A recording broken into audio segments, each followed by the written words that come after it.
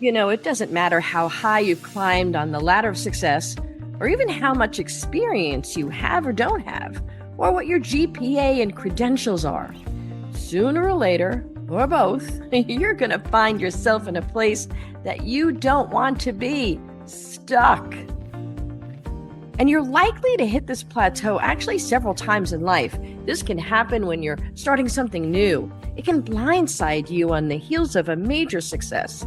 It may even show up when you're entering a new phase of life or a new level of growth in business. It can also happen with a career change. But there is good news. Being stuck is a sign that there's something new ahead for you. Now, how long you stay stuck, well, that's another story. Some people take up permanent residence and therefore they're caught in this cycle of analysis paralysis or in a flurry of activity without purpose. And they find themselves at the end of life with regret with the things that they failed to even try to do. Now, you probably want to be different. When you hit a sticking point, you want to push through to the new opportunity on the other side of it.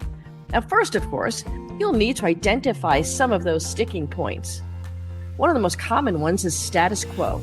This is the point where you have reached some level of success and impact in life and business, and maybe you've accepted that this is it. It is good enough. There's no need to push to higher levels. Status quo becomes your comfort zone. While rest is good and even necessary, resting on one's laurels will lead to boredom, apathy, and indifference. Next sticking point is time. Each day you and I are gifted with 24 hours, but how you use those hours is what really makes the difference between success and failure. If you fill them with intention, you can move forward with your goals and aspirations. But if your time is swallowed up chasing the inbox down to zero, doom scrolling social media, or any other mindless activities, you'll find yourself stuck. Another one is undefined. Undefined purpose and focus can be a sticking point for many people. You can spin your wheels on this one until you are in so deep, you can't even find your way out of your analysis. Now, your mind will wander indefinitely around this empty room unless you get help from the outside sources who can actually see what you can't see. The next sticking point is confidence. This is a major factor, even for those who appear to have it all together. It can surface as procrastination or as micromanagement.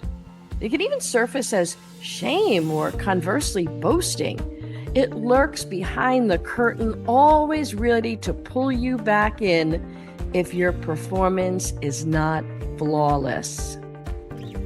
Another good sticking point is knowledge. This is the voice that says, you don't know enough to do this. You're not an expert yet. You must learn more before you can take action. If you do not continually seek more knowledge, the voice will get louder and louder. But the real reason you're stuck is not a lack of knowledge. It's allowing this voice to control your actions. So how do you and I get unstuck? Well, the first is attack it. To overcome an obstacle, we must confront it. And so the first step to getting unstuck is to realize that we're stuck. As simple as it sounds, admitting it is really the first step to moving through it. Living in denial is choosing to stay stuck. The next one is to attract. A major factor in getting unstuck is to identify your team, your teachers or trainers, your encouragers, your allies, and your mentees. Who can provide insight, training, and accountability to help you move forward? Who are they? Who will be your encouragers when you start to slide back? Who will fight with you and hold you accountable? And who will you teach and inspire by pushing beyond the sticking point? Then act. The sticking points, you have this team of support and you provide insight beyond your own, but there is that one more component you and I must have, and that's action. What are your action steps for pushing through obstacles to success? You'll want to develop some with the insight of your team, a clear and defined plan of action, and you intentionally move it forward. You see, a plan is not enough. You must act on that plan in a clear, decisive way with swift action, because that is your path to getting unstuck. So 3 questions I want to leave with you today. Where are you stuck today? Name it. What is your team? Who is your team comprised of? And what is your next immediate action?